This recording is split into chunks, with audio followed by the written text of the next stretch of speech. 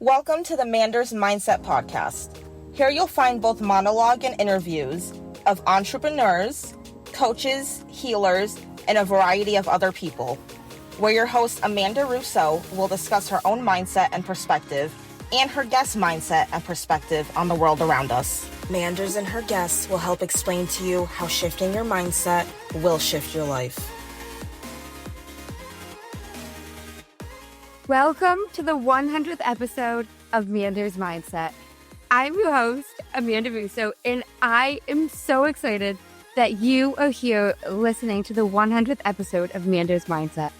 This is the podcast where we explore the power of shifting your mindset to shift your life.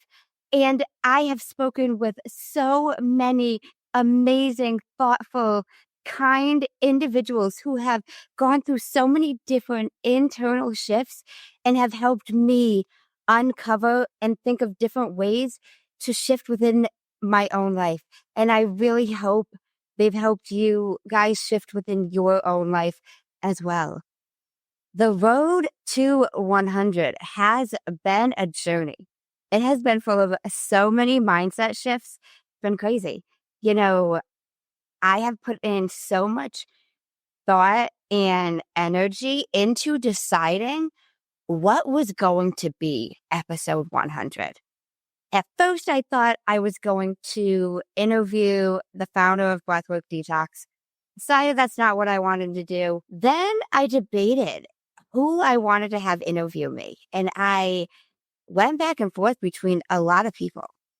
You know, I actually recorded a few different episodes that I told myself and told the guest that this was going to be episode. I actually also, I had the mindset of, I am going to have episode 99 be the episode where I interview somebody really close to me, somebody whose mindset I respect very highly. And someone that's close to me, somebody I know well, who then could switch the tables and interview me. Now, for the longest time, I had come up with this great idea of having my best friend, my biggest role model, my biggest inspiration in podcasting and in life, Brad, interview me. And I was going to interview him. Now, the way that timing fell, I wasn't able to do this. It wasn't able to work out. And I was so disappointed, if I'm being completely honest. You know, that required a lot of mindset shifts for me because I felt almost like I had failed. But I had failed according to who? According to this preconceived notion that Manders set for herself, that episode 99 has to be the episode that I interview my best friend, and then episode 100 is the episode that he interviews me. Which, yes, episode 100 anything, it's a milestone, for sure. But why did it have to be that way? Only because my mind, my mindset, if you will, told me that.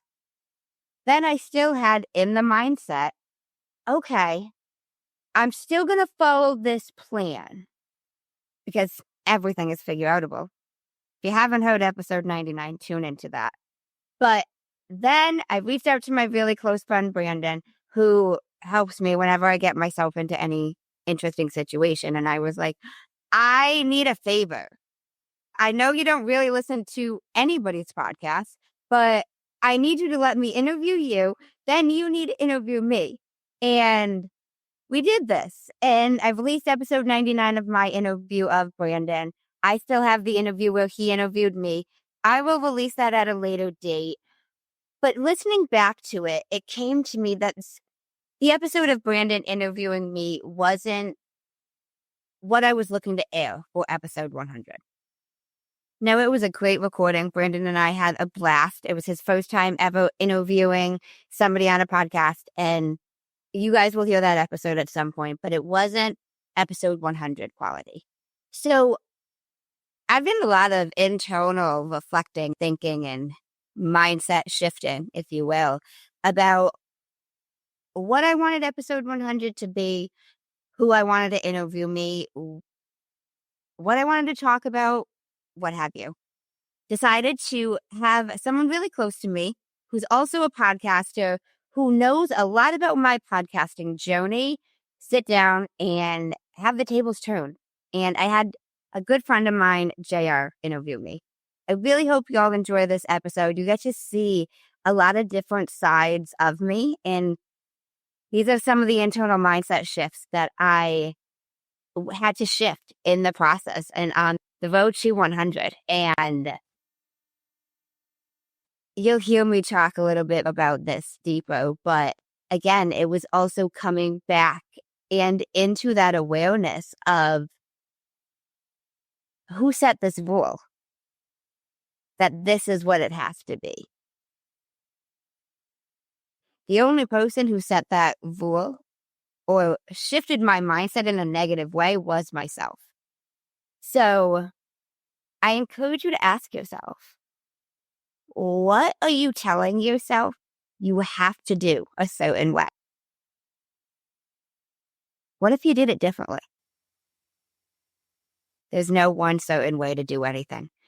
I hope 100 episodes later, you have learned or taken away at least one gem to be able to shift your mindset, to change your perspective, to look at the world a little more positively, a little more brightly. And I hope you all enjoy this episode of JR interviewing me on Manders Mindset. And if you've enjoyed what you've heard, I'd really appreciate it if you left me a 5-star rating, leave a review, and share the podcast with somebody who you think needs to shift their mindset. Because all in all, that's all I'm looking to do is help anybody look at the world in a more positive light, because life is hard enough as it is. And if I could help shift somebody's life even a tad, it would make my day, honestly. So I hope you enjoy this episode, and I hope you enjoy seeing and hearing a different side of Manders Mindset. And let's get into the episode. Greetings, everyone. My name is J.R. Sparrow. I'm the host of West Virginia Uncommonplace, and I have a great and amazing delight today. I have the honor of being bestowed upon me the hardest job on earth to make episode 100 of Manders Mindset with the illustrious host, Amanda Russo. She's a host, she's a breathwork facilitator, and she's got like 70 different other titles. And you can find her anywhere walking around New England, taking care of herself and making herself known to everyone because she loves to talk. So, Amanda, I need you to do something that's nostalgic to West Virginia Uncommonplace. I ask a simple question. It's called, who is Amanda Russo? So please tell us, who is Amanda Russo? Now I know how guests feel when I ask them who they are at the core. Amanda Russo is a human being. She's someone who is just trying to make people in the world feel seen, valued, heard. I know you mentioned I've got 70 titles, which I do, but I don't necessarily like to focus necessarily or identified with the titles. It's more of like who I embody, at like the personality I embody, per se. Okay. If that answers the question, I think. That touched the question. We'll unearth the rest of it through this interview. Now, behind every person, right, we have people that build us up. In my lifetime, I'm 39 years old. I had a father. My father was with me until 1994. He passed away. So he built me into this strong, rugged mountain man. But you have a story that goes back to a beautiful woman. 15 years, I believe, you two had a great engagement in life. This woman gave you a lot of your know-how and how you perceive and handle people, correct? Yes. And who's that lady? What's her name? And tell me about the moments. We want to hear about the moments. What makes Amanda who she is, and who is this one person in particular that has moved and grooved and made you? So you're referring to my grandmother. Her name was Sandy. I called her Mimi. But yeah, she really shaped how I treat people, how I show up, how I look at the world. Honestly, she was the biggest shapeshifter of my mindset, if you will. I spent a lot of time with her. Granted, and I talk a lot about how I quote unquote only had 15 years with her, but I spent more time with her than most people spend with their grandparents. Growing up, I lived with her. I lived with my mom as well as my grandparents, but my mom worked a full-time job. My grandma didn't for most of my life. Towards when I was young, she worked part-time, but so she was the adult figure in my life that wasn't really working. So picking me up from school, it was her. My mom would drop me off, but I was with Mimi 24/7 because my grandfather worked on the railroad as well. So like he worked a decent amount when I was younger. So there's a lot of times it was just her and I. And one of the biggest things she always said to me was, and if you grew up in like late 90s or before that, you've probably heard this from some adult in your life. But if you don't have anything nice to say, don't say anything at all. And it was something I really tried to embody in all aspects of life because, you know, I've touched upon this a few times on my own podcast. I'm guesting, but I was bullied a lot growing up for being overweight, for the sound in my voice, because I've got, maybe it's an accent, maybe I just can't speak that well. I don't know. Went to speech therapy, but I was bullied for both of those. And, you know, with having that mindset of like, if you don't have anything nice to say, just shutting up, you know, like you don't have to say the unkind thing. Like, you know, I pride myself in being really unjudgmental, but we all do have our judgments, you know, and nobody can say they don't judge anybody for anything because we all do. But it's like, you don't have to say that judgment to that person.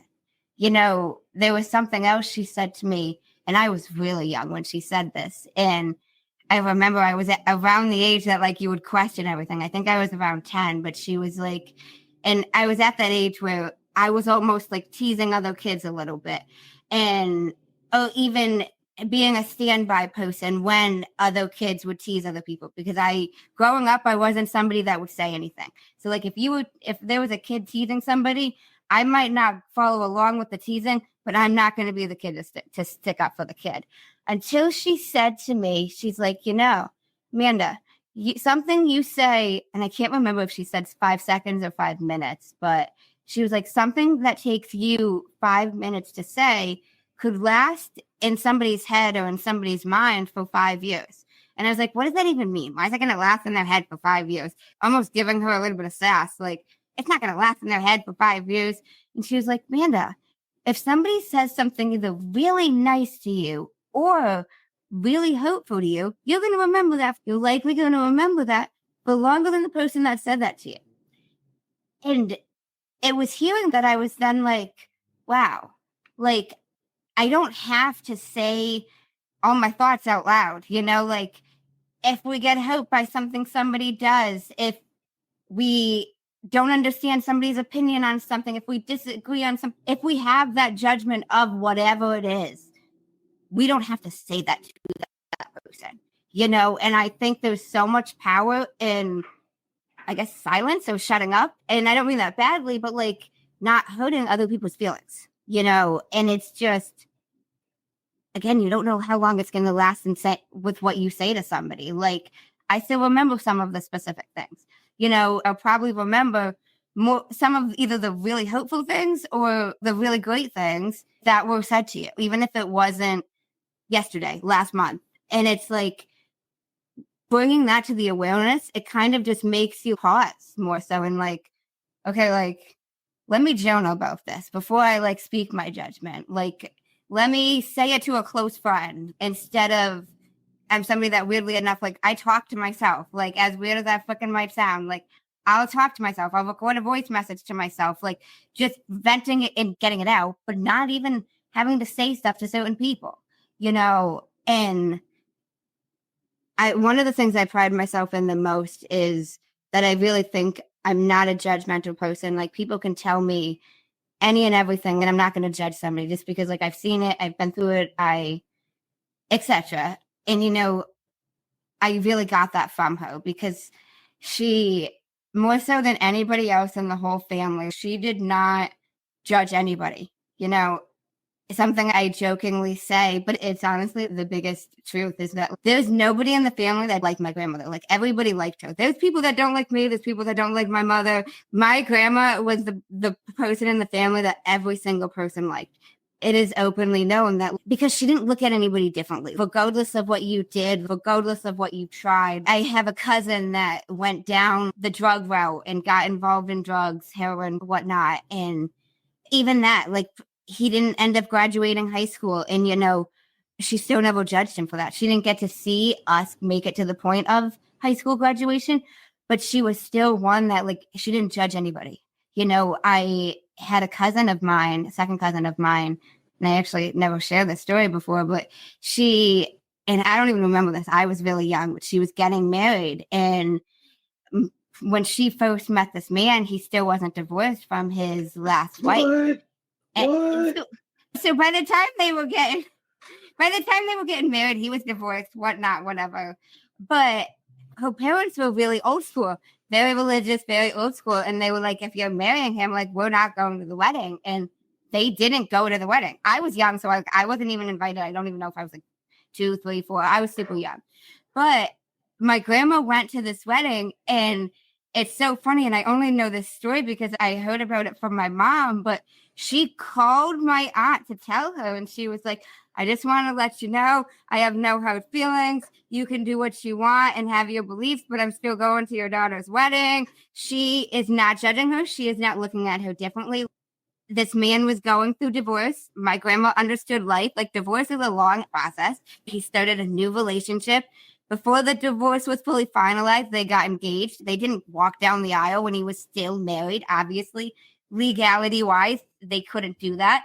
But her parents were still, oh, you shouldn't have met him, gone down this road, when he was technically married. But my grandma was like, listen, I'm not looking at her differently for that. I'm not. But she also wasn't one that isn't going to speak up, because some people would have still gone to the wedding but wouldn't have said anything to my aunt.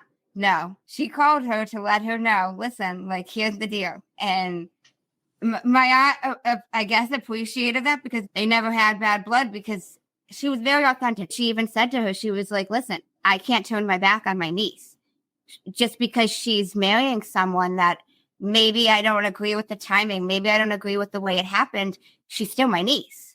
And, you know, it was one of those that it was like, I had a lot of respect for that, because people in life, whether you want to call it a mistake, whether you want to call it things we look back on that either we regret or we would have wished we would have maybe done differently, we all have something like that. And she wasn't going to turn her back on her people just because of that. And I respected that mindset so much. So much. Okay. I will let you interject. Yeah, and I like that because, you know, right there you just gave the audience and you gave other podcasters a personable side about you. You learned something about your grandmother, should know your grandmother, going through everything with you and you having this experience and learning about this experience later on. What was a favorite dinner or a snack, something that you and her did personal together? Did y'all have a TV show? Did y'all have an ice cream, or did you go sledding in the snow or something? What did y'all do together that was special? Like, to you, if you can just go ahead. We would eat toasted tomato sandwiches with fresh tomatoes, mayonnaise, salt, and pepper on them. Okay, and when you make that sandwich now, whenever you do, because we know you're really super healthy. Had it in years.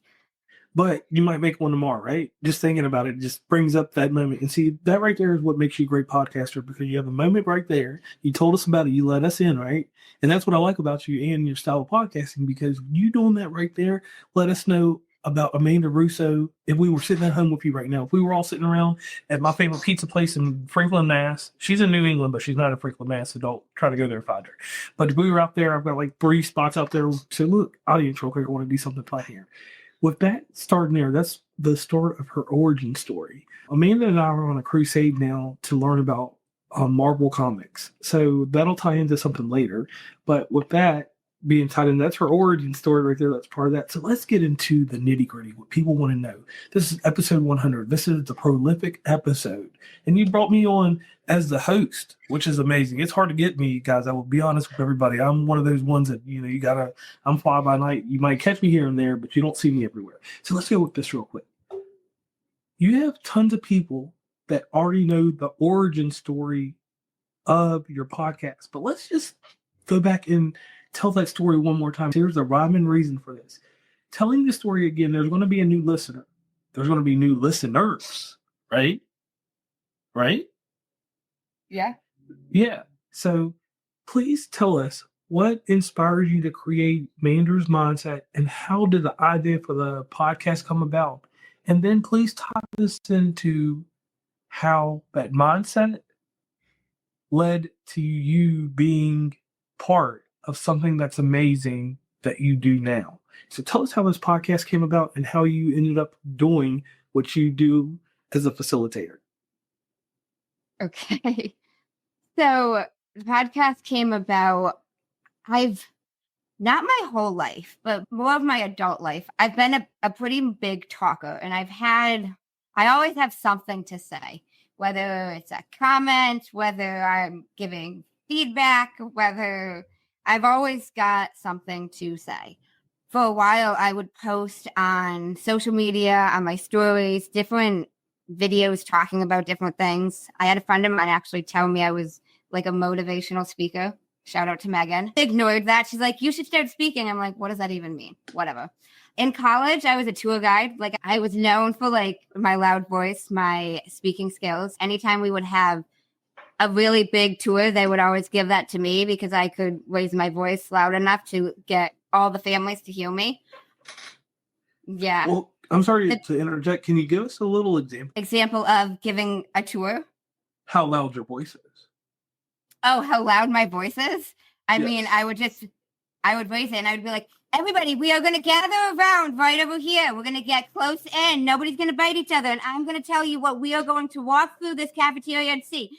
On my right, when we first walk in, this is what you're going to see. And it was global. That's where you can get Mexican, tacos, burritos, quesadillas, made to order. You can choose what you'd like. In the back corner, you will see, I don't remember the name of it now, but it was the Italian. You can get pizza, pastas, different dishes each day, anything like that. Center, we have our main dishes, changes every single meal. There's 3 different options.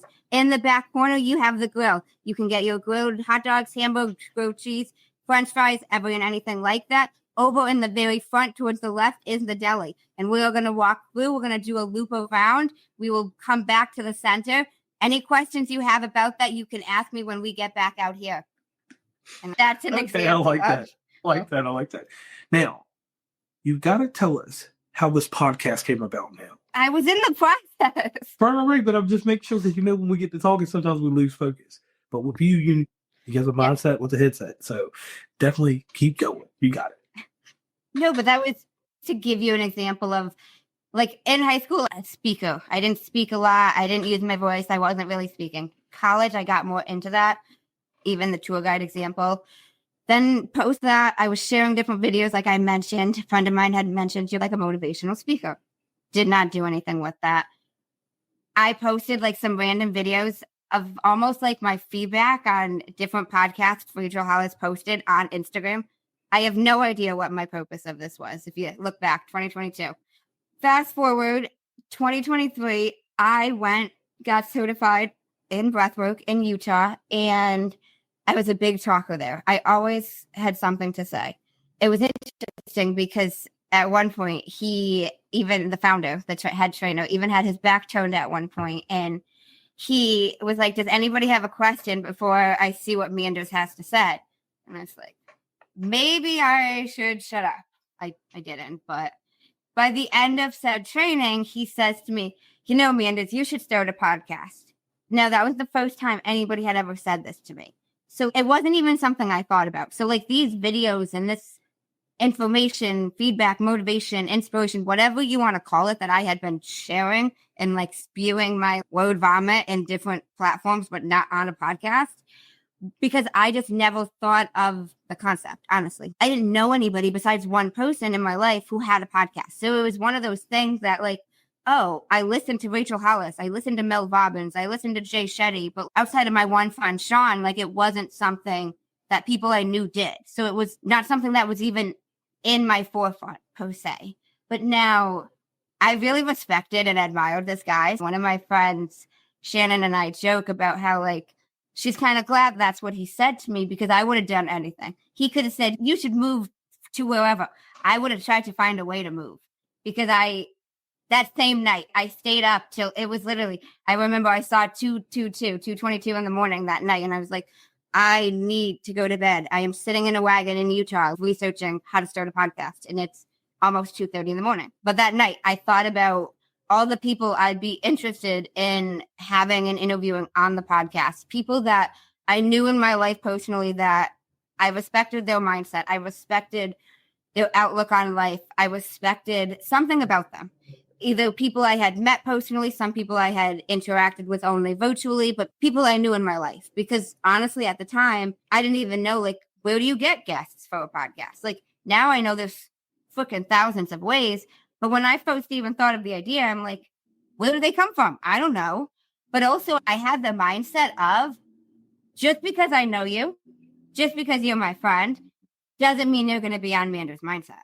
Like, not just anybody's coming on Manders Mindset. So like, I literally, pen and paper, was sitting writing down, and I wrote down a list of 18 people that I thought I respected their mindset and wanted to have on the podcast. And it's kind of ironic. Some of these 18 people over the past little over a year, my mindset or theirs have changed. And I'm like, you know what? You are not coming on Manders Mindset. I haven't said that necessarily, but it's like, I'm not bringing just anybody on the show. I'm not. And I agree with that. I had that mindset and that framework, that perspective, even if you don't want to use the word mindset. Even before I had an official name, I knew I wanted it to be something along the lines of relating it to your perspective, relating it to how you think internally. And because I have shifted a lot of different things and how I look at the world internally, honestly. And Manders is something that a lot of my friends over the years have called me. And side note, like, my name's Amanda, but I've always hated being called Amanda. Even growing up, I was bullied for my name. Kids at my school were so weird. Like, how do you bully somebody for what their name is? Anyways, welcome to my life at 12. But it was one of those, that's even why Amanda's really caught on. When I was in college, I had close guy friends that just told me that was too long of a nickname, so they called me Doze, D-E-R-S. And basically, everybody's called me Manders because of that. So then I was like, I like the sound of a play on, almost, Manders Mindset. Initially, I had thought of Manders Mindset Makeover, but then I was like, that's long. What? I mean, that's really long. I mean, that was really long. Like, I mean, that could be like a special limited edition. Manders Mindset Makeover. Yeah, that could be a limited series inside your podcast. But yeah, so I had thought about that, but then I talked with my friend Sean about it. He helped me with all of it step by step, literally. I didn't understand how to get it published, and he sat down with me, helped me figure it out, helped me create the cover out, and I launched the podcast 1 month post getting certified in Breathwork. I got certified in Breathwork June of 2023. It was suggested to me, you should start a podcast. I figured all the shenanigans out, launched the first episode on July of 2023. Arnell, being a podcaster, I got to ask you this. We need to know about the technical prowess, how your show was set up. What was the early equipment like for your podcast? Because you can see now you got all kinds of bells and whistles. Your microphone is doing some extra stuff. Mine doesn't have any color to it. Yours got coloration. You got a stand and everything. I told you a weird story about me privately when we were talking in our pre-call. I used to take an iPhone with with a mic coming out of it in a trash bag or a bag. I would hold it up in the air like this, and you just yell into it. I'd be like, West Virginia Uncommonplace, snap into a Slim Jim. Yeah. But please tell us about your setup, because I want to know what that's like. And people, I really did. I held it up for a long time, 30-minute shows. I used to do an hour-long show, and my mother would just be like, why would you even do that, JR? So we all have life lessons inside our equipment. So tell us what the first equipment was like. And look, this is what I want you to do. When you tell us about the microphone, because everybody has a thing about, oh, I had this mic or that mic. You may have had a mic that I may have been interested in and may still want to just put on my shelf. Could you tell us about the setup? So my very first episode, I recorded after Sean showed me the step-by-step. Then I recorded my first episode. It was a solo episode introducing what I planned with Manders Mindset. Now, for that episode, I used my MacBook at the time and a Yeti microphone. A Yeti? Yes. What color was your Yeti? It was blue. So you had the original Yeti. Sure. The one if you hold it up the wrong way. I mean, that's a heavy microphone. If you're not careful, it could break your teeth or break your face if it swings down the wrong way, right? It's pretty heavy. I mean, I guess. It's heavier than the mic you're using now, right? Yeah, that's true. Yeah, it's a weapon. I didn't try to use it as a weapon. But I mean, if it fell on your foot, it could break your foot. I guess it could. Yeah. Now, go into more detail. Production on the show, because podcasters need this help sometimes. Because brand new podcaster, I'm one to always help everybody all around, and you do the same. You record these episodes, right? And you become certified in breathwork. So you've got two things to juggle at one time, right? So how did you juggle doing breathwork and doing podcasting at the same time? I want to know about that, because see, I've never had that. I'm just a podcaster. I talk about society culture, so all I do is go outside, and if the weather looks all right, I'm talking about rain. If it's snowing, I'm talking about snow. If I'm in Tahiti or in my favorite place on earth, Toledo, Ohio, I'm talking about Toledo, Ohio. So tell me, how did you balance both of these? So, like early on or now? Yes. Oh, early on. We'll go to the future later. I just slowly got into the balance of it. The balance. All right, so let me ask you a question real quick. And I'm sorry to interject, but this is something I need to know. Because me, for instance, everybody knows that I was a Spotify for Podcasters guy. I was one of those guys that would go to Spotify and do your thing. Who was your podcasting host? And it leads into another question. Buzzsprout. Whoa, Buzzsprout? All the way down there in Florida? Yeah. Right. How do you upload an episode to that? I don't know how to do this. Can you explain to me how you upload an episode to Buzzsprout? So you got to sign up for Buzzsprout. You make an account, choose however many hours you want to be able to have your total number of hours of episodes that you can upload. Then you fill out all the information from podcast title, description, your name. It gives you what's called an RSS feed, which is actually an interesting story. When I first published Manders Mindset, I got what's called an RSS feed because every podcast gets one. And now I didn't even know what this meant. It's some number that is associated with your podcast. Well, now I'm an iPhone user, pretty big on Apple products, and most of my friends and the people in my life are Apple users as well. Now, when I first released Manders Mindset, I didn't know how this happened or what happened, but it was then available right away on Spotify, but it wasn't on Apple. I looked in the back end on Buzzsprout and I'm like, this doesn't make any sense. It tells me there's a check mark. It says it's either active or it says something basically that it's all set. And I was like, this is weird. So I emailed Buzzsprout and they did their research on the back end and were like, you have 2 RSS feeds and Apple thinks this is a fraud. Apple is stricter than Spotify is. So Spotify just published your Manders Mindset. Apple is thinking there's 2 people trying to publish a podcast named Manders Mindset. So they're not letting either of these RSS feeds publish. And I was like, oh my God. Okay. So I had to go in, find the second RSS feed, delete it. But Buzzsprout is amazing, by the way. 10 out of 10 would recommend if you're looking to host a podcast or looking to switch your platform. No, I'm not sponsored, but. Good shout out. That's one of the shameless plugs we do on my show. Now, Buzzsprout is an amazing company. And you and Buzzsprout, you're doing your show and you're learning about podcasting. Everybody learns about podcasting in different places. I'm going to give an example with me. Me and my crew, I've been podcasting since 2017. So I'm with that old school group that no one talks about. But then I went to the pandemic group. So all the podcasters used to hang out on Instagram because who was working? Who cared? So we all used to hang out there and make podcasts, whatever. In your instance, you go around, you go into different little seminars and different things, find out more and more about podcasting. And along this journey, there is this lady. And this lady, she's in podcasting and she's very vibrant. And she has a name. Her name is real catchy. It's Paula. Now, her last name Everyone is up in arms on how to pronounce her last name. Go ahead and give us your take on her last name. Seema. See, the way I looked at it, I do it completely different because, I'm Southern, but I'm from the North, South, and the South. How do you pronounce it? For some reason, I put it as Saman. I see it as Saman. That's how I see it. I know, right. That's why I just say everybody has their own take on it. So anyway, you interact with Paula in some group, correct? Yes. And you mentioned that everybody had free time during the pandemic. Not everybody did. Some of us worked during the pandemic, just so you know.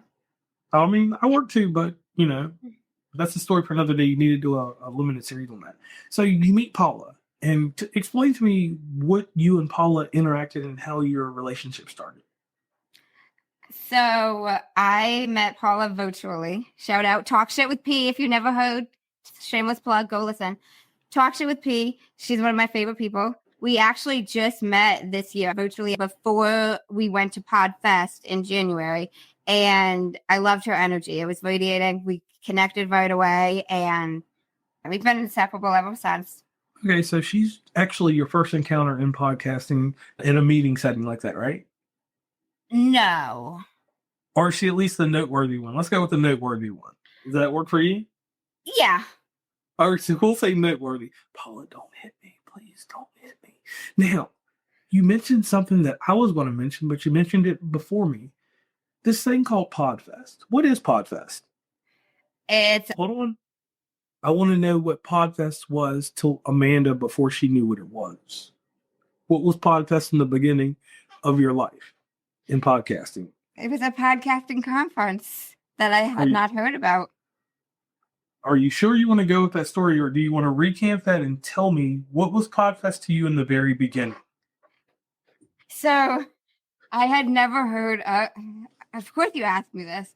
I had never heard of PodFest. I hosted on Buzzsprout, and now I was one of those that I don't know why I thought I would know everything about podcasting, being someone that did not even have friends previously really in the podcasting community, but I thought I knew it all. Anyways, I got an email from Buzzsprout, and they're like, PodFest is coming. And I'm like, this is a fake event. Why did I think Buzzsprout was emailing me about a fake event? Out of all people to send me an email about something fake, it was my actual hosting platform. It's not like it's even somewhere I don't host. It was my platform. Anyways, they're like, it's coming. I'm like, this is fake. I literally deleted the email.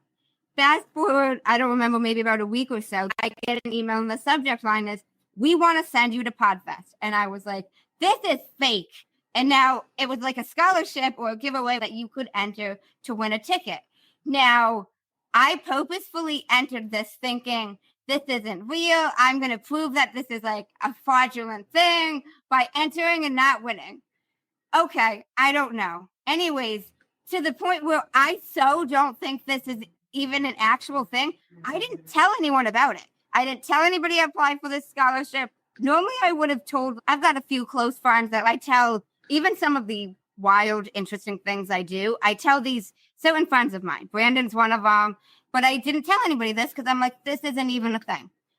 So it escapes even my mind, my thought process. I forget that I even applied for this. Fast forward, a little bit of time passes. It's probably about 3 weeks later. I get an email that's in the subject line is, you're going to PodFest. And I remember reading it and I said, oh, shit. Okay. Now, and my first thought is, okay, it's late December at this point. I've got about 3 weeks until this event. I'm unemployed at the time. So I don't have an income. I also checked when I filled out this scholarship thing that I could definitely attend this event in person in Florida. So now I call my mom and I'm like, hey, I've got a situation. And now it's funny because I get myself into different things, and she's usually my go-to call, always has been. She's like, what did you do now? And I'm like, listen, I didn't do anything that bad. This is one of the lesser things you got to worry about. She's like, what is it? So I tell her, and she was like, that's it? She's like, so you just got to go. And I was like, Mom, what do you mean I just got to go? I'm not working. I'm this, I'm that. And she's like, well, I guess a plane ticket is your Christmas present from me, because you can't tell somebody that you can go to an event and then not go to the event if they give you a ticket. And I'm like, oh my God. Okay, I guess I'm going to this fucking event. So you're going to this event now, and traveling to events, and we both know that, you get on a plane as quick as I do, and you travel everywhere, because you can be anywhere like me. I mean, they call me Visa, they call you MasterCard. You're some places, but I'm everywhere. But anyway, let me ask you something. We're going to do some podcast stuff real quick. We'll podcast roulette real fast. So we'll keep spinning it until one of us gets shot. There's an app called the Hoova app. It's the most amazing thing that happens to people. This app is it's like Tinder. It's like a dating service to help you network. What happened to you with the Hoova app? What happened to me with it? What do you mean? Like, what happened to you with the Hoova app? You had an experience because there was somebody that you wanted to meet in podcasting at PodFest. What happened with the Hoova app to help you get to where you wanted to go? So, backtracking a little bit, early on at PodFest, I met somebody who became really influential in my life, and he asked me a question that nobody else that I spoke to at PodFest asked me, and honestly, it was one of my favorite questions ever, because it really just made me realize that he really cared about why I was there and what I was looking to achieve. He asked me if I could accomplish any one thing at my first PodFest, what would it be? And I told him, so now in some virtual podcasting event, I don't even know what it was at this point, but some virtual podcasting thing that I attended with, I think Jemmy was there, Lee was there, different people were there hosting it, and Gordon Firemark did a presentation there. Gordon Firemark, the podcast lawyer. And so I was a big fan. Even from his title, I will openly admit I had a huge fangirl crush. I was like, oh my God, the podcast lawyer. I love this. I love this man. And then I heard him speak, and he was so kind and friendly and approachable. And I was like, then he ended it with, oh, well, if you're heading to PodFest, it was coming up, I'll see you there. And I was like, oh my God, to the point where I was extra, and sometimes I get a little crazy and I do shit. And I sent him this long ass voice message on Facebook before even meeting Gordon in public. He didn't respond. But anyway, fast forward, I'm at PodFest. And so this guy says to me, if you could accomplish one thing. And I said, you're going to think I'm crazy if I tell you the one thing. And he's like, no, I've heard crazier things. Just tell me. And honestly, he really seemed like a genuine person to me. So I was like, I don't know if you know this guy, but there's a guy called the podcast lawyer. And I've been a paralegal for years, and I have to meet him. I love him, and I haven't even spoken to him. And then this guy that I was talking to, I'm thinking, this guy's going to think this bitch is fucking nuts. And without even batting an eye, he says to me, hey, there's this thing called the Hoova app. And, you can schedule and set up a meeting with somebody. You don't even have to speak to them. And he shows me. And you can request a time and request how long it's for, where you want to meet, all these specific things. And I was like, oh my God. And I was like, he didn't respond to my Facebook message. He's like, so take matters into your own hands. You want to meet with him? Set up a meeting. And the time I had requested didn't work for Gordon. So he sent back a different time. I confirmed it, but then I had a one-on-one hour-long lunch with Gordon. Gordon set it up for 30 minutes, but we were there even longer, and it was a blast. Yeah. I'm over my crush now. Now Gordon and I are friends. So what I wanted to add in, that's where the Hoova app came in for you. So anybody coming to PodFest, make sure you use the Hoova app, because you see, you got to do something amazing. So now you're at PodFest and you're meeting all kinds of people. I don't know exactly how Stacy and I encountered you, but we encountered you somehow there. We got to talking with you. You went to lunch with us. And we interacted virtually at some point, because we were interacting at some point virtually before we met in person. Because at one point you were like, I'm recording with people. And I was like, I want to be one of the people. We were recording all kinds of random stuff. And there's pictures on Instagram if you want to check that stuff out. But anyway, so you're with us, right? And I'm giving this little story inside here. And you go to our restaurant, Chili's. We love Chili's. So we go eat Chili's. You talk to me and Stacy, and then some incident happens with a vehicle that I will not mention, because I don't want Stacy to body slam me or anything like that. But we had a little occurrence while we were going around, and then you're at Podfest, so you're moving around, you're moving and grooving with people. Eventually, Paula comes around, and everybody sees Paula is the mayor, the ambassador. She is basically the most energetic person at Podfest. Outside of her, you meet these amazing people. You meet a nice lady named Wendy Brandt. She's very stoic in a certain way. And you have a story that you have to tell me because you got to Podfest before me. Let's go back a little bit. I'm sorry that we're doing that. I hate to, but you got to Podfest before me. And what did you do when you got to Podfest? When you initially got there after the car ride and everything, the Uber, because you didn't rent a car, you were smart. You go there, and what are you doing during that time? So something I try to do for a lot of places I go, if I am able to go a few days early to settle in, get myself in the mindset, in the zen of what's going to be happening, I do. And I had found out volunteering was an option for Podfest. And now I had it in my head, and I really don't know why, but I had it in my head, oh, it's my first event for this one. I can't volunteer during the actual event because if I volunteer during the actual event, I'm going to miss something. So I can volunteer for this setup. When I was in college, I at one point worked doing something called concierge for a few months on campus. I was like, I'll do the setup for it. So I did that. And I met a lot of different people pretty early on, from Wendy, from Jen Hody to Glenn the Geek. I got to learn. He calls himself that. I'm not calling him a geek. You made a face at me, so I'm just clarifying. I'm not just calling this man a geek for y'all hearing me. But I met all these really nice people that told me all about the community, told me all about Podfest. And, something I really loved about Podfest, and this is just a random little tangent, but I am someone who gets lost everywhere. It doesn't matter if I'm driving, if I'm walking, I get lost.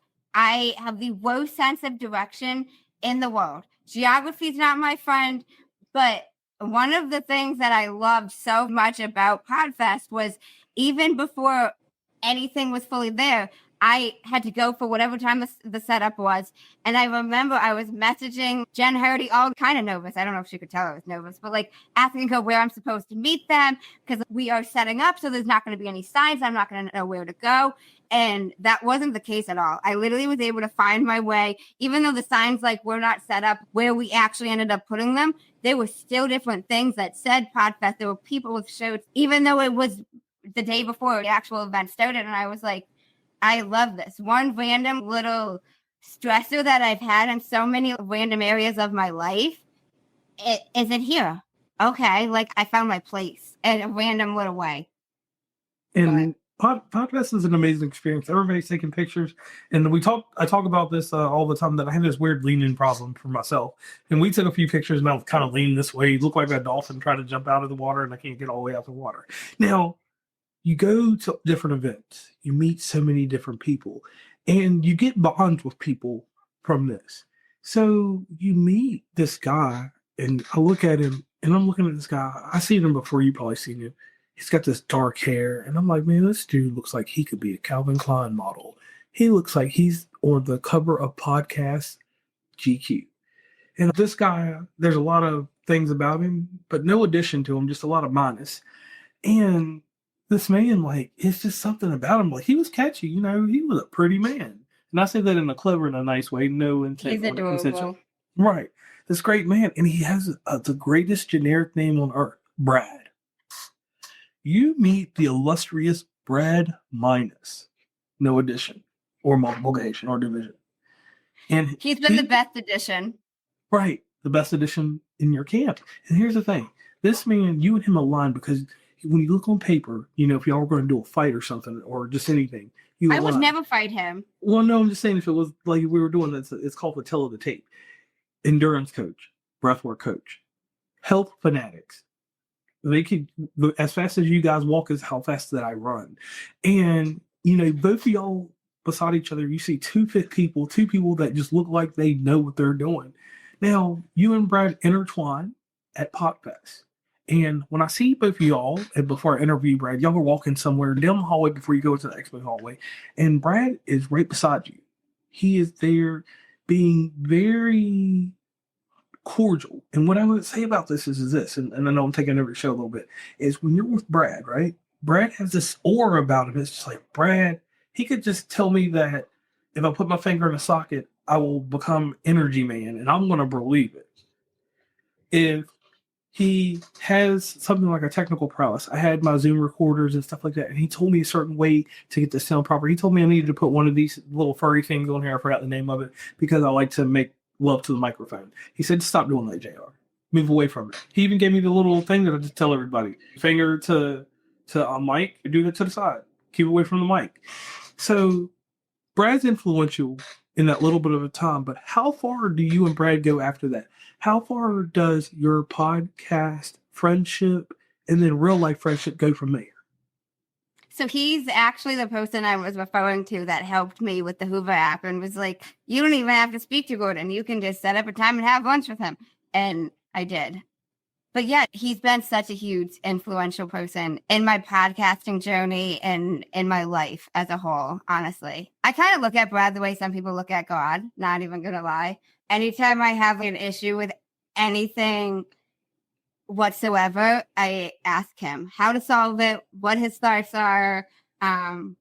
There's a funny, and I'm not going to get into the specifics of what it was, but my mom and I actually got ourselves into a little bit of what could have been a legal situation that could have been legal trouble for us. And we didn't know what to do with this. Now, she was driving her car. I was sitting in the passenger seat, and I'm like, what the fuck are we supposed to do? And I was like, can I call Pa? Like my grandfather, her father. And she's like, no, this is going to stress him out, blah, blah, blah.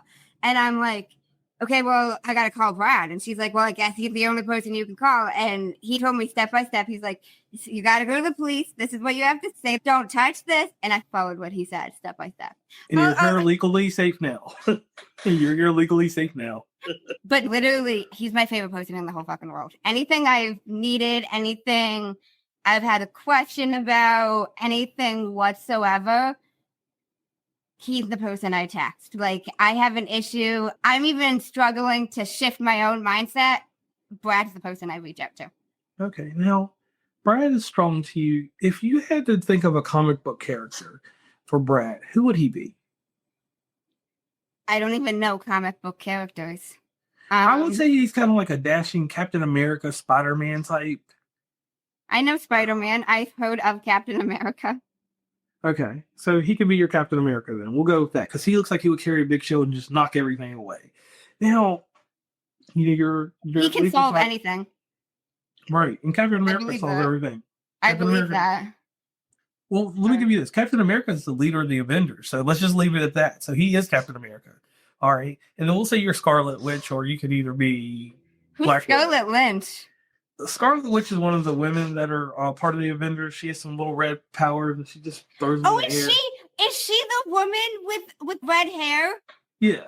You know, I watched part of Iron Man 2 when I was in middle school, and I don't remember anything about it, but I loved that woman's hair, and I dyed my hair red because of her when I was in 8th grade. Random fun fact for you. All right, and then you know, if you want to go further one, since you're just making an Avenger list, I would say Paula, where she's so hype, she could be. Let's see, what character could she be that would be hype like that? I guess she could kind of. Why are you naming Avengers? Oh, I'm just going on with something real fast. I feel like she could be Incredible Hulk because she's, even though she's small, she would be big and she could just smash things and just take care of things for you if you had your own set of Avengers. Now, who else do you have in your camp? You got Gordon. Gordon would be Iron Man because Iron Man has a certain pizzazz about him. He's got a certain class to him. He's a dignitary, but he puts on that Iron Man suit and he can do anything. And Gordon can do anything when he's the podcast lawyer, right? Yeah. So maybe we could say that you almost have a set of Avengers, I guess, podcast Avengers, right? Sure. Yeah. And maybe you could take them up against mine. Mine would be me, obviously Stacy, because Stacy's, tough. Alex Sanfilippo, because he gives great advice. Why did you get Alex Sanfilippo? Why is he not on my Avenger team? Who the hell says he's on your team? I've known him. I was just talking to him the other day. Why is he on your team? He might come to my team. I don't know. You don't know. I'll ask him. All right, well, I know how to shift mindsets. and get people You know how to, to follow you know how what to I'm shift doing. listen, you know how to shift mindsets, and I'm from an uncommon place. So how are you going to get to the uncommon place? My point. Now, I'm going to shift his mindset, and he's going to help me. Okay. all right, Continue. that may be your mutant power, but either way, and I have a bunch. So you've got a stacked list of Avengers. Do you think your Avengers could beat my Avengers? Yes, absolutely. Brad could take anybody in the world. Even if it was just Brad, he could take anybody in the world. I have faith in him for everything. So that's a fun fact there for There's everybody. nothing that I don't think he could do. Now, Ironically enough, the only disagreements we've ever had is the handful of times he's not been able to do something. Okay. But then you work toward y'all are good together. So you've got your set of Avengers and I've got my set. And Paula, don't hurt me. I'm going to say that one more time. Paula, Aaron, Brad together, they would kill for me. I'm good. Sorry, but you got your new thing coming. I'm good. I'm not worried. Okay, so you got a group. So that's Amanda's dive into Marvel and into Avengers. I want you all to keep that. She did her origin story about her, how she came about with podcasting, and then she went to podcast, and then she got her own set of Avengers. So I like that. Now, you went to another conference, and I like this conference too. I did not actually have the opportunity to see you there because I have other obligations because we know I'm all over the continent of the United States with whatever I do in life. So you're at Podcast Movement. Podcast Movement is in Washington, D.C. How did you get to Podcast Movement? Did you fly? I drove. And typical person, because you know I travel your area to my area to everybody's area, that would probably be, I don't know, for someone like me, probably a 5.5 hour trip from New England to DC. Did it take you that long? It took me 11 hours. Whoa. Did you come visit me in West Virginia? Stacy and I at that time, did you come visit us in West Virginia by accident? No. Oh, wow. 11 hours. You were tired after that, weren't you? Very. It was a full day trip. Okay, wow, 11 hours. Man, I'm sorry, but that's a little hard on my chest, being a navigator. Now, anyway, you get there, and this Avenger that's with you is coming to this event, and it's Paula. It's Paula. You get there, and you and Paula get together. Tell me about the experience of Paula at Podcast Movement with you. I ended up picking her up, not the first night I was there, but the next day from the airport. I picked her up from the airport. We went back to the hotel and we spent the week together. She volunteered and worked there while we were there. It was a blast. And her and I were together. We were together 24/7 there. Like when we went to Podfest, I spent some time with her, but I wasn't with her the whole time. Now, when we were at Podcast Movement, we were together almost the whole time. There were a few points. There was like 2 or 3 different times that I remember that I wasn't with her. And ironically enough, stuff happened to both of us each of the times we weren't together. Like interesting things that were like, what the fuck? She fell off her chair and got pretty hurt one of the times that I wasn't with her. And I heard about it. I heard about it from other people. I started getting messages. Is P okay? And I'm like, what do you mean is P okay? I've been with her for 4 days, but right now I'm not. Why are you asking me if P's okay? And that's how I found out that my best friend fell off the back of a chair, which was interesting also. But it was a great week. We were together from, like, I shared a hotel room with her. So we were together from sun up to sundown. She was working, but even though she was like working and manning like a booth area, I'd walk by, go to where she was. I spent some time with this other woman named Sarah St. John, who I met at Podfest as well. Amazing lady. Yeah, super nice woman. Love her. But yeah, it was a blast. And it was really nice because it was like the first opportunity that P and I got like a lot of one-on-one time together and a lot of good one-on-one time together. Now her and I had a little trip to Miami at one point, but that didn't go exactly as planned. So while we were together, it wasn't as fun or memorable, I'll say, of a trip as Podcast Movement was. Okay, and I'm glad y'all got to go. Don't believe the hype that you can't go to events. There are means and ways to get to events if you try hard.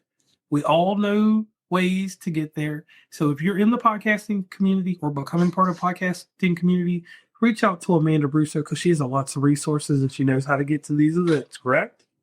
Yeah, that's true. I won a scholarship to both Podfest and Podcast Movement. So like paid to get myself there, but the ticket itself, I didn't pay for either. Right. And all it takes is a simple Google form on certain things. Moving forward, 100 episodes. We're deep into this. You have structured your show from one way that you started out to the way you're doing it now. I listened to your show on 2 different platforms. Apple, obviously, because I'm the Apple guru. And I listened to it on Good Pods because I like to share because I handle listener migration. That's what I do in life. And your artwork. How did you change your artwork? Like for your guests, like your artwork, nothing disrespectful, but take this as a great critique. You had a good thing going, but then all of a sudden your artwork for your guests goes from 50 to 3,000. When you say I had a good thing going, do you mean just when it was just me and using the same cover out? Right. I mean, you're novice, you were new, but then all of a sudden, just like one day, just everything changes. It's like you went out here and like you hooked something into your shoulder, and now you're just doing all these new things with that artwork. How did that come about? Brad helped me. What? Yeah. Brad could help me with everything. And right. So let's do something real quick. Let's pay homage to Brad Minus real quick. Brad Minus is what we call a podcast house is a thing or a person or an entity that can do anything and everything inside podcasting. He can do anything and everything inside of life. I believe that. I wholeheartedly gotta put my hands up for that one. I really believe there's nothing that Brad can't solve. Okay, so now, Brad. Hence why when I was literally almost in a legal situation, the only person I called was Brad. It ended up not being a huge thing, but I knew Brad would know what to do. And even my mom was like, you're right. He does basically know everything. And I'm like, I know. So let's give a great shout out to Brad. We'll pay homage to him. You're going to have to make a theme song for Brad. Just to pop out to and make him a t-shirt. He needs a shirt that says Brad and just put a minus on it. You know, different colors, 80s type colors, if you don't know what Miami Vice is, go to Miami Vice and make a shirt just like that. Brad minus. Miami Vice, okay. Yeah. Look at the colors of Miami Vice and you'll see what I'm talking about. Good. All right. And you do something that I don't do, that I appreciate that you do in podcasting. You impact people. You inspire people. All I do when I do a show is I put out some social content, this and that. People listen to it, go about their business. Some of them might impact them like 20 years from now, but yours happens right then and there.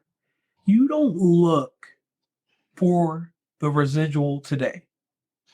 You don't look for the gratification or this and that. And today you do it solely so that the audience has the true you and the true definitive portion of what you do with your breath work and what you do inside Manders Mindset. So I want to tell you thank you for that. And I want to let you know that people appreciate that because it takes a lot of selflessness to do that. Won't lie. But I want to thank you for that. All right. Now, I want to do one thing that we bring over from West Virginia Uncommonplace, if you don't mind. Do you mind? No. All right. I have this thing called the 2020 questions. I pay homage to a news magazine called 2020 that was on TV. It had Barbara Walters on there, had John Stossel. He was for Comic Relief. And it had Diane Sawyer on it, the best interviewer in the world. So, Amanda, are you ready for your 2020 questions? I'm ready as I'm going to be. All right. You produce a show, you take care of the world. How do you fill your glass up with water in the proverbial sense after you've taken care of the world, done everything for everybody when it's the time that we think you're going to sleep? Because you don't sleep, you stay up 28 hours. When it's time for you to unwind and to fill that glass up, how do you fill your glass back up? Breathwork is a big thing that I do. I do consistent breathwork. I'm very into movement. Even walking is something I do a lot of. I think it really helps if I'm upset over something, if I'm confused about something, just getting out of my body. Any type of movement. In Bali and then post Bali was like jumping around, shaking, moving the body, and just letting it all physically out, getting all the feelings, sensations out of the body by moving it, clearing the energy field. And I think it's different for every single person, what works for that, but I'm a big believer in movement and in breathwork or some type of breathing technique, A lot of people talk about meditation, certain types of meditation. Like I do different types of guided meditations. I do 4-7-8 breathing techniques that really help me. It's also different depending on the time, like in listening to what it is my body needs in that moment and like coming to that awareness. Movement's something I love so much. Like I've got a mini trampoline in my living room that I jump on randomly whenever I'm just feeling like jumping around. You're looking at me like I'm nuts, but yeah. No, it's that you're nuts. I'm giving you a look because I'm like, wow, you got a trampoline. I need to get Stacy one. But anyway, so you mentioned something. There was an episode that goes back in my head, and I can't remember the number, but you went to Bali. And then going to Bali, there's a story behind it. So everyone tune into that episode. Do you remember that episode? Episode 60. I was interviewed about my experience in Bali. All right, so you went to Bali. Now, go listen to that episode so you can get all the insight on this. But this is an inside thing between me and you. This is the personal question between us, right? You do that episode. It gets out there. It carries you across the world to people. It lets people know about breathwork, right? And tells about an experience that you had with a person and how you got to go to the circumstances and events that bring you there. So that's an amazing story. That's what, to me, that's one of your greatest crafted stories and life lessons. The whole thing around, which we won't do the life lesson, but we both know it. So here's the question about you in this episode. After you finish this episode, people listen to it. And I've talked to you about it numerous times because you and I are AV people. We work on these episodes and we work on different things to fix microphones. And me and you talk here and there. Not all the time, but at least every quarter of the year we talk at least twice. So I know you in and out on certain things, and you can talk to me about anything. So Bali, Breathwork, and Amanda Russo. Give me a short synopsis on why, to this day, that episode always sticks out in my head. Tell me what I'm thinking and why that episode always sticks out to me. Why it sticks out to you? Would you like me to give you a hint? Because it's the first time in listening to anything that you've done that you tell about a genuine human experience with you. You always go on and let people know about things and different things, but that experience about how you actually got to go. The Amanda Russo greatest hits. We need the Amanda Russo greatest hits. What are the greatest hits inside your catalog? Like of episodes? Yes. I'd say the Bali episode was one of them. I'd say episode 91 through I think it's 94. That was, I spoke with 3 different women. It was a forgiveness series. Those were some pretty powerful episodes. I'd say episode 98 with Gordon Firemouth. That was a really powerful episode. Okay, now here's a funny question. This is one of the John Stossel questions because he's a karmic relief from 2020. If we were still producing DVDs and Blu-rays, which nobody uses those, everybody's voice on demand, or CDs, what format would you use for one of your episodes? So what do you mean by what format? Say, for instance, the episode with Gordon, would you put that on a DVD or Blu-ray and make a nice cover for it and release it? Or would you just want to put it on a CD and people hear the audio? What episode have you done that you would put on an old physical format and release it? Like, I'll tell you something I did, and this is gangster. I released an episode on Laserdisc. You don't even know what Laserdisc is. I did it as a joke to prove, and I'm the first podcaster to ever do that in the world. I released an episode I did called The Middle, which is considered my best work.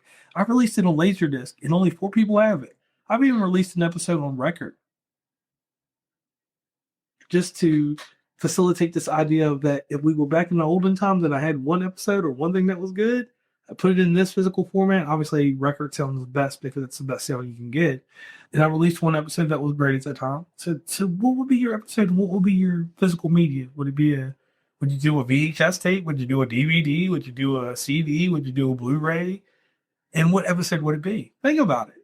If you could do that, which you can do it at any time, what episode could get burnt to a CD or DVD or a record or even a tape, which I don't know how you make a tape now, but whatever. I would put the episode with Gordon on a DVD, or even episode 99 I did with one of my best friends, Brandon. I'd put that on a DVD because it was kind of funny. Even my facial reactions, him shaking his head at me, different visuals that you could see. So listen, everybody, the challenge out there is for Amanda to release this on a DVD somewhere before February of 2025. Anyway, now on to the last question. This is the Barbara Walters question. This is the most personable question. This question right here will set the mood and tone all the way till episode 200. Are you ready? No. You're not ready. This is your show. You should be ready for this. All right. In life, you have done a lot of things. You have over 72 titles to your name. You have met millions of people and you traveled all over the world now. You can actually say you traveled all over the world. And the greatest distinction and the greatest thing that we can get in life is this piece of glass with some kind of crap on it. It's called a mirror. And when you get a mirror and you look at yourself, from time to time, you see different things. Well, in your life, you looked in the mirror in 2019. And from 2019, you had to go from that portion and you had to go into the future with that mirror. You went to the future. So the mirror in 2019, you put it down, you pick it up, and it's 2024. What happened in 2019 that makes 2024 different? A lot happened in 2019. Okay. How deep do you want me to go? Let's go down that rabbit hole. Okay. Rewind 2019. I was living in Rhode Island on the 3rd floor of an apartment complex with my boyfriend at the time.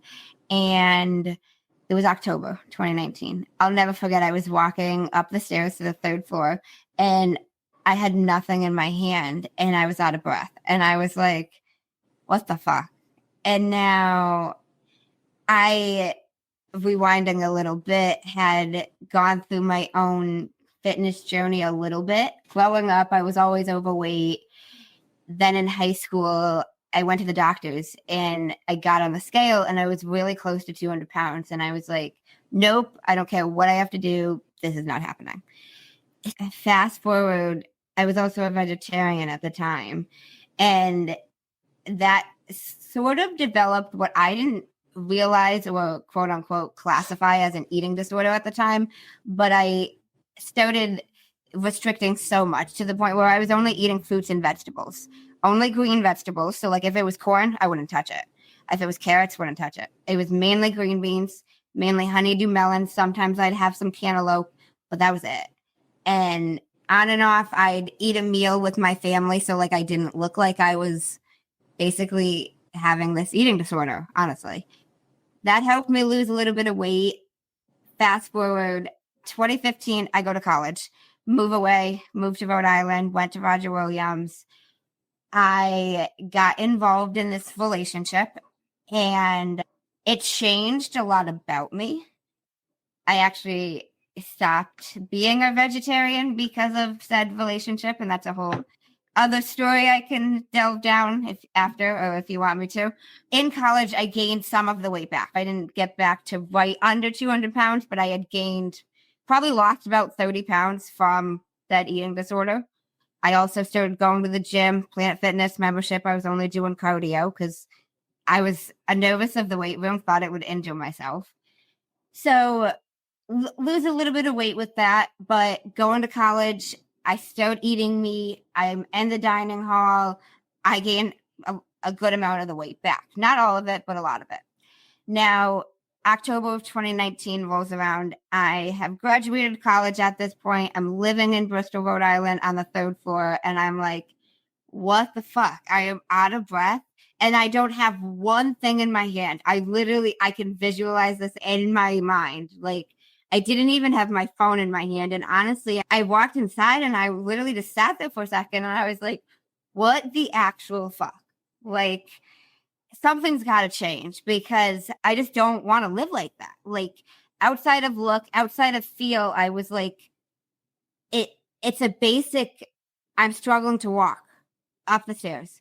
And it's not like, again, my biggest example was you have nothing in your hands. If I did, like, there could even be some excuse, reason, whatever word you want to use, for me being out of breath. So I was like, something's got to give.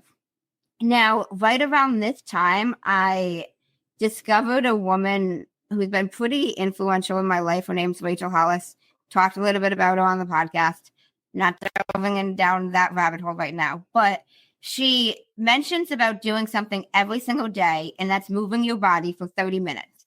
And I thought to myself, there's no way or reason that I can't move my body for 30 minutes, even though I'm overweight. I don't have a lot of money right now because job situation was really funky then. But I was like, I can go for a 30-minute walk. I don't need anything to walk for 30 minutes. So I've tried to convince my boyfriend to do that with me, whatever. I start walking 30 minutes every single day. And I started noticing I was less out of breath.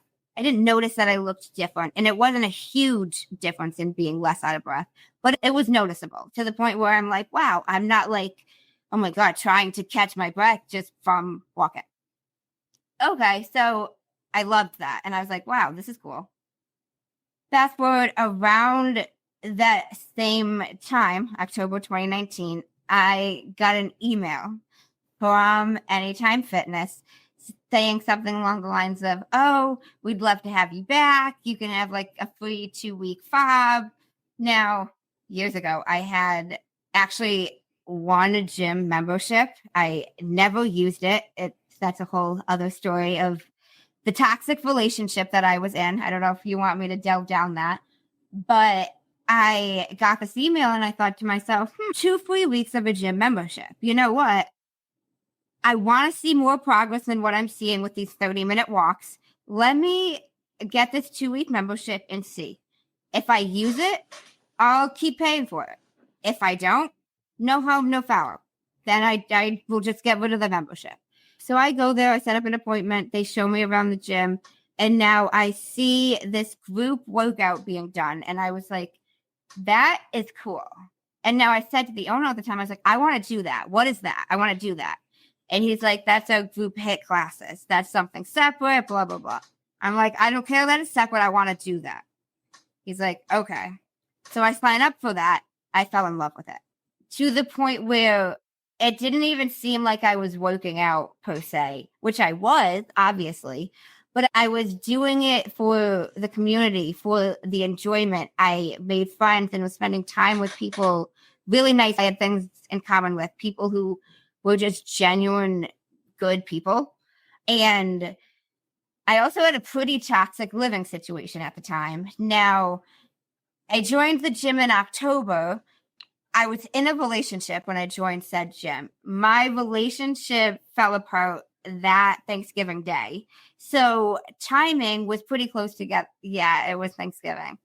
We ended up living together for about 9 months as broken up.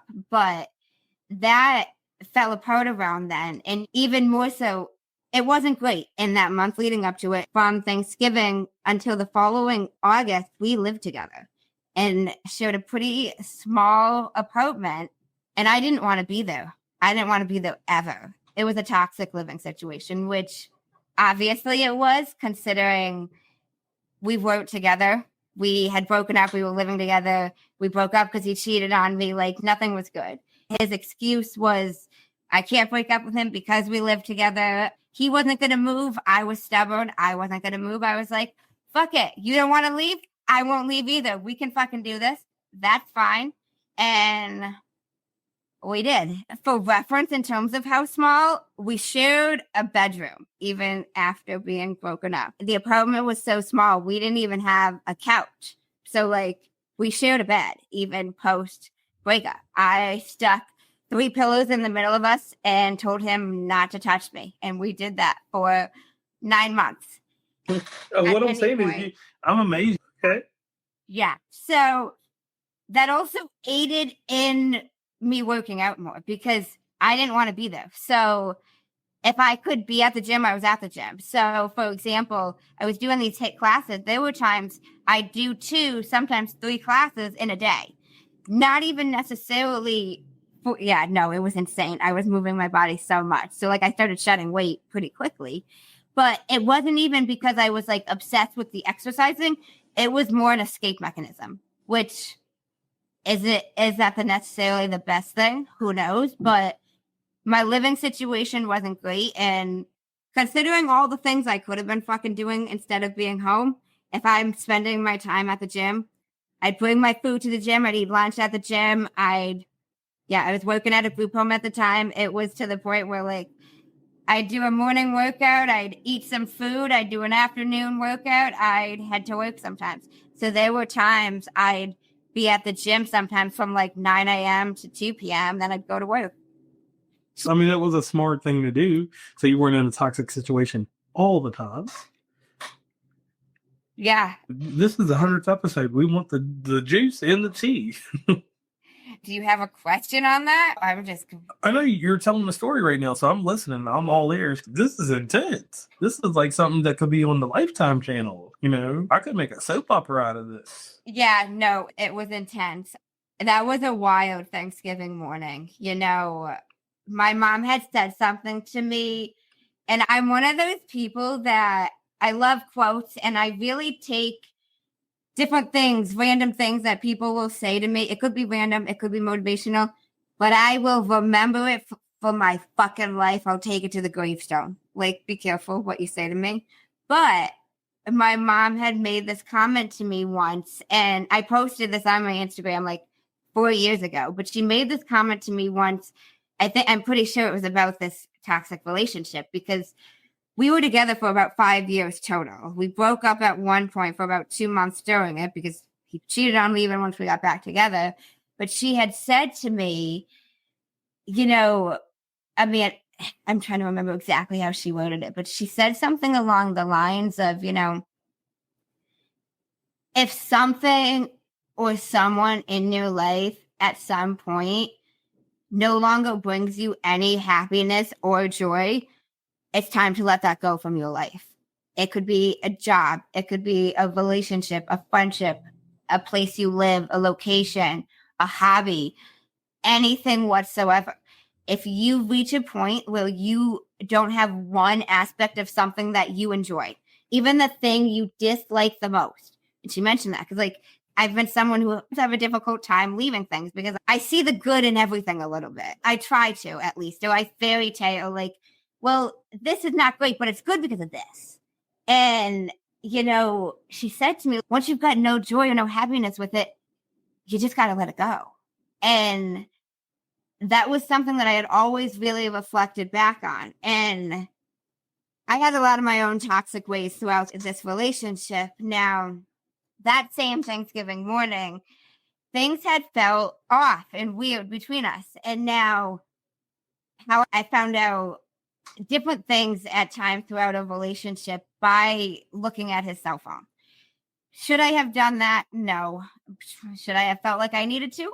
We all have done our toxic shit. But anyways, Yes, I toxically looked at this phone this fucking Thanksgiving morning, and I saw messages with him and the same woman that he had cheated on me with years prior. And I was just like, what the fuck? And, you know, I'll never forget, I talked to my mom about it before I confronted him. And she was like, do you really want to deal with this on Thanksgiving Day? And I was like, do I really want to deal with sitting next to my cheating boyfriend on Thanksgiving Day? Like, what do you want to deal with? It was one of those of like, what shitty situation do you want? And, you know, I didn't even tell her this at the time, but I really had that mindset of, I don't have any joy around this, you know, and it was Thanksgiving and thinking of all these different things you're thankful for. And I literally was sitting there and I was like, this sounds really fucking horrible. And I'm not sitting here trying to like paint this man as like this awful person, because honestly, I've got no bad feelings towards him. But I was like, you know, I am not thankful for any aspect of this relationship. And it was when I came to that awareness that I was like, if I'm not thankful for any aspect of this, also that mindset of what Sharon said to me fucking years ago, randomly, like, there's no happiness here. Like, what am I doing? And I was like, I can't do this. And I'll never forget, like, I started his fucking Thanksgiving morning with that. I was like, listen, I can't do this anymore. And he's like, what do you mean? I was like, I'm done. Like, I saw that your text, and so I was like, listen, it is what it is. He's like, you can't break up with me on Thanksgiving. And I'm like, listen, that's not a reason to stay with someone. And then he's like, we live together. Listen, I don't care. And he's like, we can't live together broken up. And I was like, so then you can go. I'm not forcing you to stay here. Like, I don't know what to tell you. Like, he's like, I'm not leaving. Where am I going to go? And I said, well, I'm not leaving either. And he's like, we can't live together, not together. And I said, well, I don't know what to tell you. You can go or you can stay and we can live together broken up. And yeah, and I was like, I'm not going to Thanksgiving lunch because we were supposed to go to lunch with his mom and his grandmother. And then he's like, I'm not going to go either. And I'm like, first of all, just because like we're breaking up doesn't mean you're going to do that to your fucking mother. So I took matters into my own hands. This was maybe my grandma coming out at me, but I called his mother and I was like, listen, and I wasn't rude. I didn't shit talk her son, but I was like, listen, I just wanted to let you know him and I broke up. Like, I'm not looking to talk crap about your son. I know sometimes he exaggerates things. He's telling me now he's not going to Thanksgiving lunch. I was like, listen, I'm not in the place mentally to sit next to him on Thanksgiving, but make sure he shows up to lunch because there was no reason he should not be there. Like, we didn't have a big blowout. I was like, he's talking to the same girl he cheated on me with, and I'm just over it. And she's like, Amanda, I'm so sorry. I was like, listen, I'm not looking for you to apologize, but here's the deal. I'm not going to be the reason he misses Thanksgiving lunch with his mother and his grandmother. Like, his father's passed away when he was young. I said, no. He was the type of person to, like, exaggerate shit, whether it was a positive thing or a negative thing. And he's like, this is the worst thing. I can't go. Yeah, buddy, shut the fuck up. You can go to Thanksgiving lunch. Yes, and you're going to go to Thanksgiving lunch. And it was funny because I'll never forget because he had texted her that he wasn't going. And I was sitting next to him and she called him. And I don't know what she said, but he was like, yeah, I'll be there. And he asked me, do I have clothes to wear? Yeah, you've got clothes in the bedroom that you can wear to Thanksgiving lunch. He's like, I'm going to go. And I was like, good. And then he's like, it's funny looking back, it's 5 years later now, but I even said to him, in 5 years time, I promise you will be glad that you went. I said, you can cuss me out all you want right now. Go for it. Go shit talk me to your mother. I would do this again in 5 years time or 10 years, 20 years, when your grandmother's not alive, you'll be glad you went to Thanksgiving. Okay. So you can feel however you want to feel about me. If I could have Thanksgiving with my grandma right now, even if we didn't have this issue, I would be. So, and he was like, I guess that's true. Okay, you're right. Have a nice lunch. I fucking ironed your shirt. You're welcome.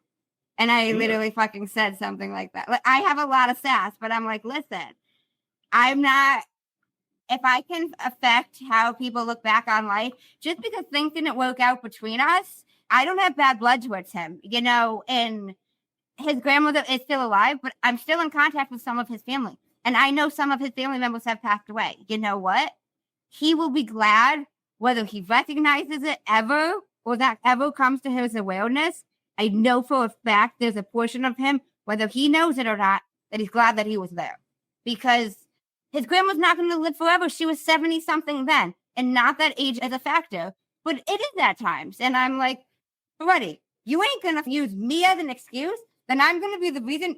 And it was funny because that was one of the things that I didn't tell anybody I was going to do. I just left the apartment. I went to my car and I called this woman. And even my mom was like, Amanda, you can't call his mother. And I said, Mom, I'm not asking you. I am just letting you know what I did because I told her after the fact. Right. She's like, you can't do that. I said, well, you can ask who I did. I spoke to her for almost 20 minutes and I explained to her, I said, don't let him not show up to Thanksgiving. There's no reason. And he's giving me all these excuses. No, I ain't having it. Now, I'm going to say this. Let's go back to your grandmother for 1 second, and then we're going to move along. I thank you for doing that. And now doing it, you won't reflect on it. Like you said, You won't reflect on it now, but later you're going to realize that was a hidden gem inside this episode. We learned about Amanda Badass. That was Amanda Badass. You know, if anything else could have went on that day, it would have went on. So now, before we get to the very end of the show, I want to do something real quick. You have a lot going on now. You have turned over a new leaf. You got a new hat on. You got a new shirt on and everything. What's I'm new? not sorry for anything. That's what my hat says. It's from Rachel Hollis. Not sorry. Okay. Manders Mindset is one place, but you started doing something else. I sent an announcement across Facebook somewhere or something. It was somewhere. We're intertwined in all kinds of stuff, you know. And so what is going on in the Manders Mindset Breathwork ecosystem now? What can people look forward to now? What's this major announcement you're going to drop on us? So if you follow me on social media, and if you don't, you should. Instagram's the breathing goddess, very active over there. But I announced it on Instagram and Facebook that have launched a new podcast called Breathwork Magic. Now, I wanted to have a space to simply share just about the breathwork, the benefits of breathwork, the magic of it, the transformations that can happen from breathwork. I've shared some stories about breathwork. I've spoken to some breathwork facilitators on Manders Mindset, and that's even opened my eyes to more of the things that can happen from and through breathwork, which is still mind-blowing to me. Like, one woman healed her 15-year eating disorder from breathwork, which I was like, okay, that's so fucking cool. But I wanted a place to simply share about the transformations and the magic of breathwork. And Manders Mindset isn't that. You know, you might want to hear about stories that I've overcome and how I've shifted my mindset, or how people have shifted their mindset, different challenges they've overcome. But you might not want to hear just about breathwork. You know, if there's a breathwork facilitator on Manders Mindset, okay. But you might not be coming for Manders Mindset. Like, I'm someone who is big on intention. What is your intention for doing XYZ? You know, like, in the moment. And it's funny, that same boyfriend of mine came back around years later, and he thanked me. He was like, you know, I thought you were a bitch to me that day. And I was like, I know, I seemed like one. He's like, but I'm really glad you forced me to go. He's like, I kind of had a puss on my face, but I'm still glad I was there. And I was like, I'm sure you will. You know, he's like, I don't know why I did what I did to you. And I was like, it's irrelevant. We were young, shit happens. But it's like, you know, what's your intention with this? And like, my intention with Manders Mindset is not to only share about breathwork, but I wanted a place for people to hear about transformations and about the power and what can happen from it. So I wanted to create a platform simply for that. So that's what that is. Also, I didn't want breathwork to be something that people can't access. You know, sometimes it's done in person, sometimes it's done virtually. One-on-one sessions are more expensive, more of an investment, because we're putting more time into it. I curate a specific playlist. I send you a very detailed questionnaire about things you're going through, thoughts, emotions, feelings, behaviors, habits, all of the whatnot. But I wanted to make breathwork in general accessible to anyone, anywhere in the world, regardless of where you are located physically, regardless of economics, socially, status, any of the above. So I've also started launching Mindful Mindset Mondays, virtual breathwork with me, pay what you can, that you can do. All you need is internet connection anywhere in the world, 6:30 p.m. Eastern Standard Time. Also, I really wanted to be mindful of, I speak to a lot of people who are in different countries, internationally, Australia. So I'll send a replay as well to, if you register for the event, so that even if you can't join me live, which I really do recommend attending live if you're able to, but it still gives anybody the access who wants to experience what Breathwork has to offer. There's no barrier, removing any type of barrier to entry. Okay, and I like that. Everybody, you got that right there. That was a shameless plug that I like people to do on my show, and they're doing it here. Now, the hardest thing to do with a show is get a show wrapped up. Jay Shetty from the podcast On Purpose. Oh boy. is a way and a means to how your show ends, correct? Yeah. And the questions that get asked to you only get one answer. It's not a long, drawn out thing. It's very concise and to the point. And the first part that you handle is the many sides to us, correct? Yeah. And when you handle this side, this makes you, like the word I always use, personable. It makes you more personable, and it makes you a little livid too. Because people are going to get an adjective about you. They're going to take this adjective and they're going to keep it in their mind. That's going to stay with them forever, correct? Yeah. And then the final part of this is the final five, correct? And what happens inside the final five is we get an introspective, retrospective, whatever type of perspective we're going to get from you. And then it's over with. And then after this episode is done, that's episode 100, and you go on from here, and then you do episode 101, which is going to be the hardest thing for you to do. So, Manders, are you ready? Yes. The mini side starts right now. Sure. What is one word that someone who knows you extremely well would use to describe you? What was the word that you would use when you first met me? If you had to describe me in one word when we first met, what would it have been? Talkative. Talkative. Now, the second question. What is one word that someone who knows you extremely well would use to describe you? Adventurous. What is one word you'd use to describe yourself? Intentional. Okay. What is one word that if someone didn't like you or agree with your mindset would use to describe you? Not like an internet troll or anything like that, but just like someone that just decided that, hey, Manders mindset is not the way to go. Annoying. What is one word that you're trying to embody right now? That.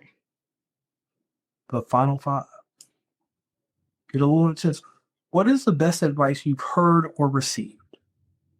Probably that if you don't have anything nice to say, don't say anything at all. Because again, I'll never understand the reasoning or the need to be inconsiderate. Like, again, it comes back to we all have the judgments, but why say them to hurt somebody else's feelings, you know?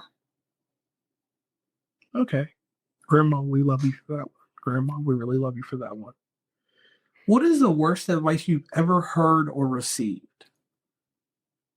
I don't know why this is the first thing that comes to my mind when you say this, but I've been very particular with the podcast, with Manders Mindset, with what I release, what I publish. You know, I mentioned like not just anybody's going to be a guest. And now I ran into technical difficulties at one point in time when I was using Riverside, which I would not recommend. This is not me bashing them, but that's a whole nother story. Anyways, I didn't like Riverside. They gave me a pretty big issue, and I was cut out of this recording, and I had the recording was messed up and I couldn't use it, but it was a guest I really wanted to speak to. And one of my podcasting friends had told me that I shouldn't ask this guest to re-record with me because that's unprofessional and whatever. And I was like, listen, I'm just going to be honest with them. That's another thing about me. And I say this more so to the people I'm close with, but you might not like what I have to say, but I'm never going to lie to you. I'm never going to be that person to just agree with you, to say what you want to hear. I will be honest, straight up. You might not like what I have to say. Yeah. So that was the worst advice because I was like, you know, why am I not going to, if there's something I want to record, and if there's a guest I want to speak to, and just because I've already recorded with them, yes, it was my issue. But why am I not just going to be real and be like, listen, here's the deal. Riverside cut me out for part of the whole recording. My video's gone. My audio's gone. They have no solution for me. Blame it on my Mac software. And I'm just like, what the fuck? So my friend was like, just edit it and include yourself and just have it missing what it has missing of the portion that. And I'm like, no, that's going to be choppy and weird. And like, one, this person has valuable information to share.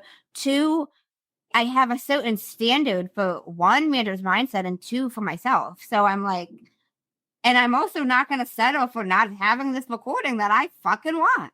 If I want something, I'm going to fucking do whatever it takes to get it. That was a long-winded answer of the worst advice. Now, what is something that you used to value that you no longer value? Michael Kors poses. That's very specific, but I loved them.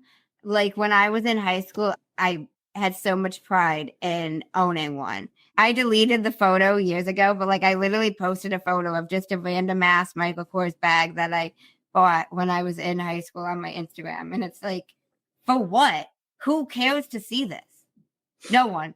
Literally no one. Now, if you could describe what you would want your legacy to be, if someone was reading it, what would you want it to say? I would want my legacy to say, she made me feel seen, valued, heard. She was somebody that I knew I could talk to about any and everything, no matter what it was I was going through. And just that I was always a person that showed up for my people. I always showed up for them. I like that. Now, if you could create one law in the world that everyone had to follow, what would it be? This is the question I've never wanted to answer. It's really tough. Like the paralegal in me thinks so fucking deeply about this, if I'm being honest. But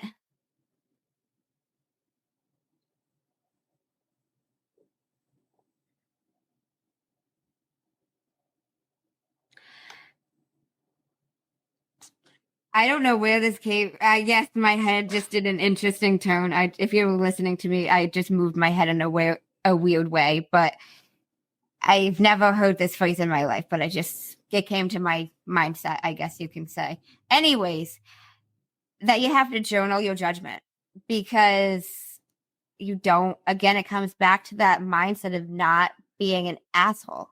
For even if you have a reason to judge somebody for whatever it is, like you see so many different posts on social media and about people judging this person for that, and whether they name the person directly or not, but it's just like, you don't have to say things like, again, that you don't have to, if you don't have anything nice to say, shut the fuck up. Like, so I have no idea how to enforce this, but I'd say that people have to journal their judgment before they speak it out loud, because you judging somebody, you don't know the level of impact it's going to have on their mental, emotional, physical state. Like, things that are said to us can weigh us down, and people don't often even think about that, so it's like, shut up. It's literally like, some of the biggest moments in my life that I've kind of seemed like a bitch to people is when, as I got older, I started speaking out about like not being an asshole. I remember I got in an argument. I was a cheerleader in high school, and I was the only fat cheerleader. Like I stood out, but you know what? Again, I didn't follow the rules. If I want to be a cheerleader, you can't tell me just because I'm not skinny that I can't be one. I'm going to be one. And it's side quick tangent, but there was one girl I was friends with, and I'll never forget. We were in art class, and she was making fun of some guy because of his pepperoni like face, because he had a lot of zits. And I'll never forget. She was telling me that she's going to tell him that. And I remember getting in a fight with her, and I was like, why do you have to say that? Like, what is this benefiting you? How is this helping you? I was kind of sassy because I was like, are you going to feel better about your shitty life by telling him he's a pizza face? And she was like, why would you say something like that to me? And it's like, okay, maybe I said it the wrong fucking way, but journal about this. Like, you know what? You want to talk about this? Talk to me about this. Not that I really want to be this person, but I'm pretty often one of the people talk to about their fucking judgments, which is fine. Talk to somebody. Say it to somebody besides the actual person, which this is not me condoning shit talking, but it's like, don't hurt people for no fucking reason. Agreed. Yeah. Why would you want to hurt someone? Now, and I don't think it's necessarily always people's intentions. I think majority of people don't have the intention to hurt people, but we don't necessarily think about what we're saying. And it's like, write it down. Say it to your best friend. Like, ask yourself, if you have kids, or even if you don't have kids, would you say what you're saying or about to say to somebody, to a child? No, not at all. Maybe take a step back and don't say it. Now, episode 100 has come to a close. And even though I was the host of the show, I can't be your outro. So I guess it's time to pass it back to you. You're the host now. Believe this. Look, the headphones get to come off halfway. Go ahead. Thank you. I really appreciate you taking the time to speak with me and to interview me on my own show. This was fun. A little nerve-wracking, a little different, but I loved it. And thank you guys for tuning in to episode 100 and over a year of Manders Mindset. I really appreciate it. If you enjoyed the episode, leave me a rating, leave me a review. Even if it's not a positive review, I'd love to hear what you have to say, your thoughts, good, bad, anything in between. I'm not opposed to hearing any feedback, but as always, I really appreciate you guys tuning in to another episode of Manders Mindset. In case no one told you today, I'm proud of you. I'm rooting for you, and you got this. As always, if you enjoyed the show, I would really appreciate it if you would leave me a 5-star rating, leave a review, and share it with anyone you think would benefit from this. And don't forget, you are only one mindset shift away from shifting your life. Thanks, guys. Until next time.